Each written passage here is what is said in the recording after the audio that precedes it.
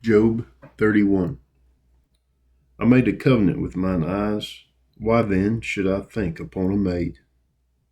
For what portion of God is there from above, and what inheritance of the Almighty from on high? Is not destruction to the wicked, and a strange punishment to the workers of iniquity? Doth not he see my ways, and count all my steps? If I have walked with vanity, or if my foot hath hasted to deceit, let me be weighed in an even balance, that God may know mine integrity. If my step hath turned out of the way, and mine heart walked after mine eyes, and if any blot hath cleaved to mine hands, then let me sow, and let another eat, yet let my offspring be rooted out. If mine heart have been deceived by a woman, or if I have laid wait to my neighbor's door, then let my wife grind unto another, and let others bow down upon her. For this is an heinous crime, yea, it is an iniquity to be punished by the judges. For it is a fire that consumeth to destruction, and would root out all mine increase. If I did despise the cause of my manservant or of my maidservant, when they contended with me, what then shall I do when God riseth up, and when he visiteth? What shall I answer him? Did not he that made me in the womb make him? And did not one fashion us in the womb?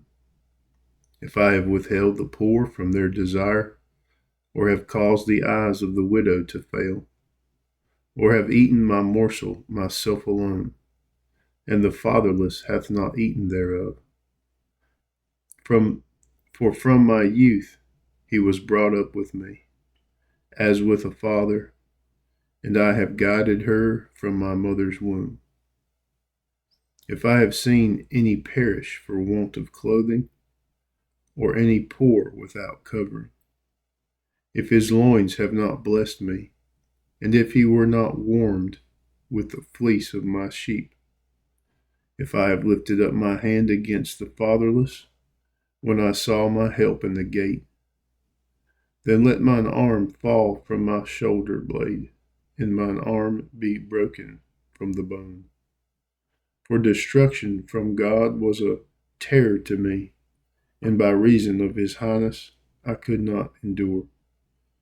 If I have made gold my hope, or have said to the fine gold, thou art my confidence, if I rejoiced because my wealth was great, and because mine hand had gotten much, if I beheld the sun when it shined, or the moon walking in righteousness in brightness, and my heart hath been secretly enticed, or my mouth hath kissed my hand, this also were an iniquity to be punished by the judge. For I should have denied the God that is above. If I rejoice at the destruction of him that hated me, or lifted up myself when evil found him, neither have I suffered my mouth to sin by wishing a curse to his soul. If the men of my tabernacle said, what we had of his, that we had his of his flesh, we cannot be satisfied. The stranger did not lodge in the street, but I opened my doors to the traveler. If I covered my transgressions, as Adam, by hiding mine iniquity in my bosom, did I fear a great multitude, or did the contempt of families terrify me, that I kept silence and went not out of the door? Oh, that one would hear me. Behold, my desire is that the Almighty would answer me, and that mine adversary had written a book.